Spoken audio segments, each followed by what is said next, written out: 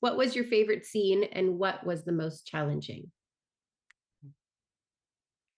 It's hard to pick a favorite scene. I think one of my favorites, and I think especially since it's not a spoiler, would be the chariot races.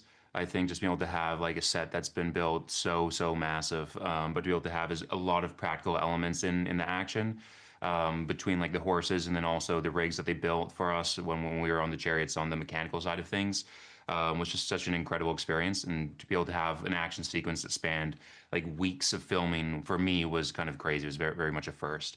Loved every moment of that for sure. Yeah. Yeah.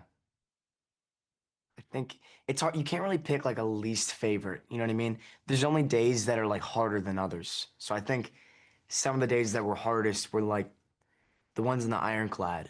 Uh, because it was pouring rain and there were fans blowing it in our faces and they had these massive water jets and they were shooting it at us and it wasn't one of those things that like you can just get done like we had to do it like shoot an entire week and then they had to take the entire ironclad apart, tilt it 8 degrees, and then we had to shoot the whole second half of it, so it was like kind of a long time to shoot in weather conditions like that, I guess.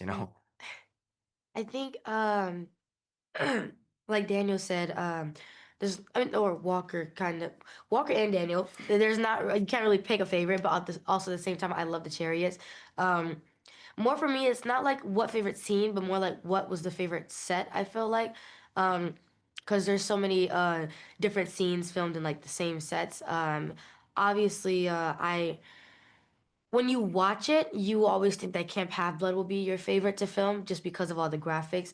But if you're talking about actually when you're filming right then and there and there is no editing, it has to be the chariots because again, like just to connect, like it's the most practical and it's the little kind of like game connection. You know, when you're playing a game and if you go too far out of bounds and stuff, you just get stuck. That's how it felt with like the volume stage back then, but now with the chariots and stuff, I can go as far as I want to and just get to explore everything. And I feel like that was the best because on and off of filming, I was able to just connect with it and get more into the character.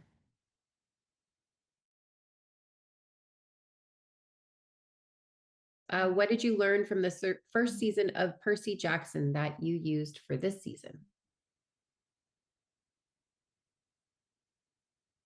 Um, that's a good question. It's a really good I question. mean, I think that the the ambition to go deeper into some of um, the tonal aspects of parents' kit, like one of the things I was a huge fan of that John did in the first season was this idea of Percy's mom protecting her kid from the other side of his family so that he retains his humanity as much as possible before that destiny of becoming a demigod comes from him. That's something that I feel was teased out and elevated from the DNA of what's in the books. And that was inspiring. I think that there are other places that we could find where you could go deeper and bring something up out, um, uh, of that text on top. And uh, also the idea that there are 5 books, right? And that we can pull from all 5, knowing where they're all going.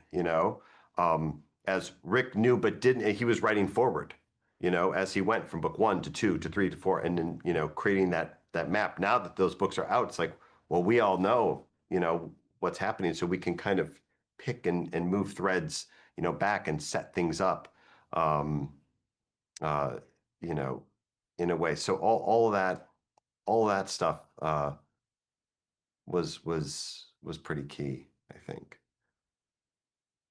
Yeah, I mean, and I think, and then just the process of learning who these kids are. I think any character that's sort of well constructed is a conversation between the page and the performer.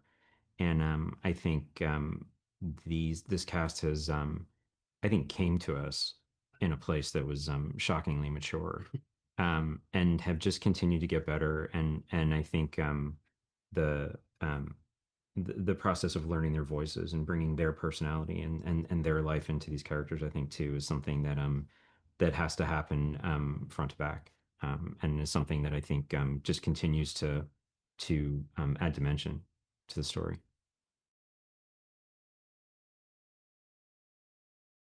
Charlie, Luke is one of the most complex characters in the series. What did you want audiences to understand about this season?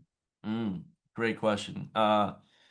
Yeah, what I love about, what the show has done is obviously the books are all Percy's POV, and so we kind of only get Percy's interpretation of these characters, and I feel like the way Percy views Luke in the show is the exact same as the way Yeah. we kind of know Luke in the book. Yeah.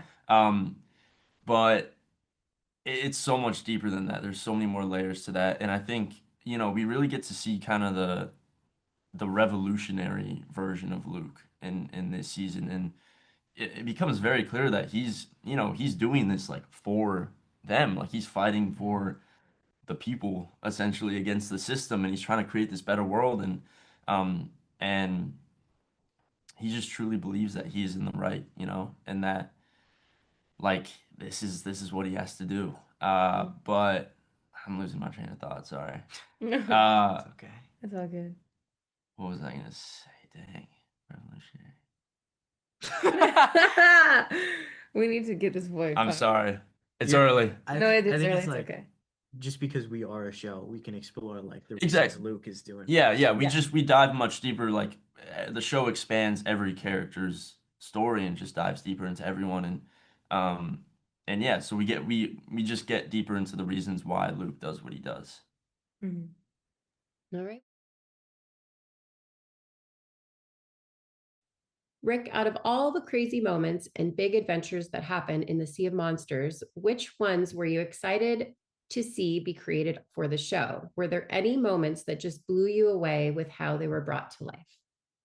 Oh, so many. I mean, the big moments are incredible. The sailing of the ironclad into the Sea of Monsters between Scylla and Charybdis comes immediately to mind. It's incredible. The chariot races, amazing. The scenes on Polyphemus's island, amazing. But honestly, I have to say that the scenes that have stuck with me from season 2 are the quieter ones, the ones of the characters just being together and learning how to trust each other and be a family and be conflicted about their feelings. Those are the ones that impress me the most because the actors are just so great.